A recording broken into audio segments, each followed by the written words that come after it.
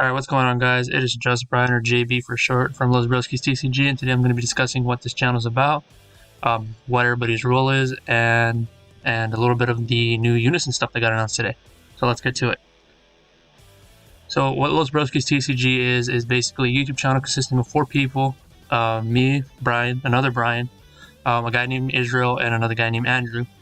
And what we want to do for this channel is give you guys diversity. So me personally, I'm going to focus on the Dragon Ball Super card game. We got Brian and Israel focusing on Yu-Gi-Oh! And Andrew on Magic. We know there's many other card games out there like Vanguard and Pokemon, but for right now we're just dabbling on this. Maybe one day we'll get to the other stuff, but for now this is going to be our forte. And we might intertwine in between videos because me personally, I like Yu-Gi-Oh! And I kind of like Magic, not super into it. Brian and Israel are trying to get into Magic, and Andrew plays Dragon Ball. So that's just a little introduction of this YouTube channel and what we're going to be doing. Now let's get into the Unison stuff. So for those who don't know, this is a Unison card. They're basically like battle cards, but they go right next to the leader. And what they do, they're kind of like planeswalkers from Magic. What they do is their main purpose is depending on their skill. And so depending on how much energy you waste for the card depends on the marker, how many markers you're going to get. But of course, you can do abilities which will give you a marker per turn. And these are some of the questions that people were asking. So question number 1, are Unison cards treated as leader cards? Or are they battle cards? No, they are Unison cards. So if it says a battle card gains this or a leader card gains this, it does not specifically go, it cannot go towards the Unison card. I'm pretty sure Bandai is going to make specific support for Unison cards in the future, or maybe in this expansion. But that's question number 1. Question number 2, if your opponent has a Unison card in active mode, can you attack it? Yes. So this is one thing that they do have in common with leaders. You can attack them even if they're in attack mode. So that's really good. So seeing how the main way to get rid of a Unison card is to get rid of all their markers. Do Unison cards have character names or special traits? No, they don't.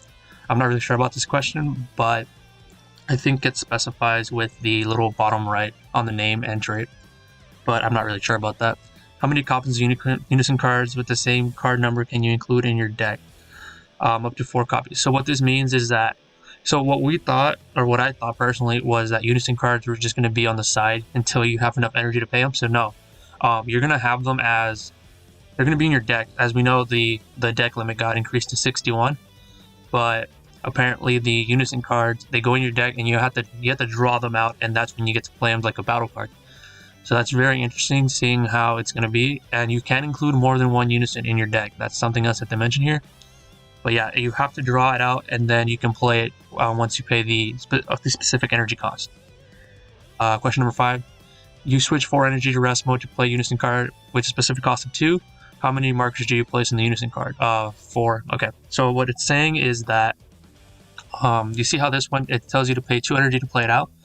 Right then and there, you have 2 markers on the Unison card, and since you paid an extra 2, he has 4 now. So depending, like I said before, depending on how much energy you pay, that's how many markers you're going to have at the beginning when you play that card.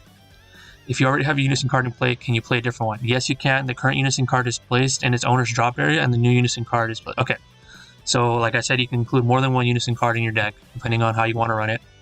And basically, you're going to, what I recommend is wait for it to have just 1 marker if you want to switch it out. You know, get the most use out of it as you can. Get the Unison card from the drop and play in the new one, and it's going to mention it later on. But if you have the same Unison card in your hand and you want to play it again, all it does is it's not going to like replace it and be 2 energy, 2 markers again. All it's going to do is add 1 marker to the Unison that's already in place. You place the new one under it, the copy of the Unison under it, and it adds a marker. Not sure if you have to pay the energy cost, or you can just play it down and add a marker to it automatically. Add C on that.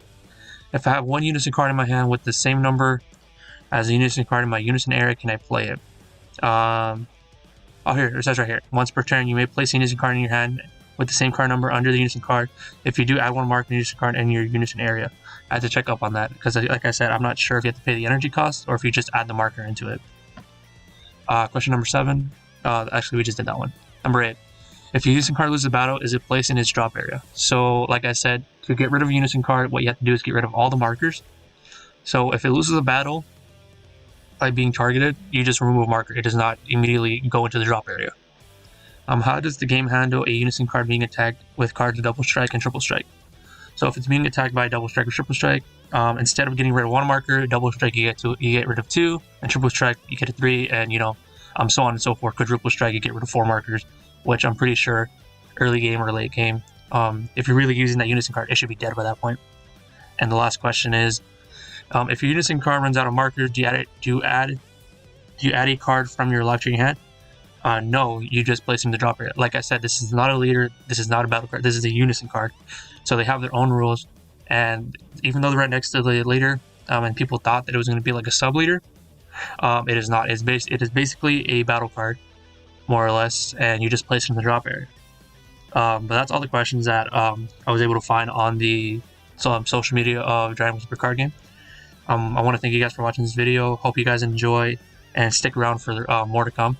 Later today, I will be uploading a channel celebration to start this channel with the pack opening.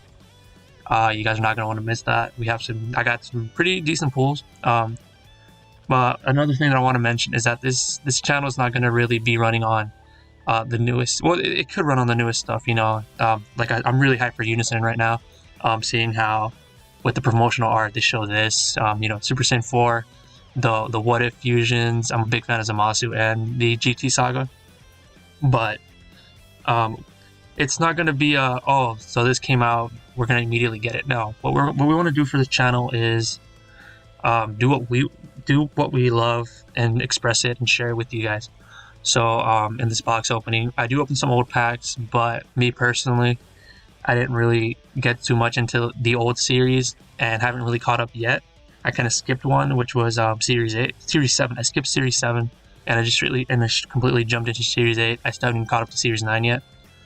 But when Series 10 comes out, I'll be sure to get you guys that content and some of those starter decks, because me personally, I want to get the Vegito and the Frieza leader. But yeah, thank you guys for watching. Hope you guys stick around, and I'll catch you guys later.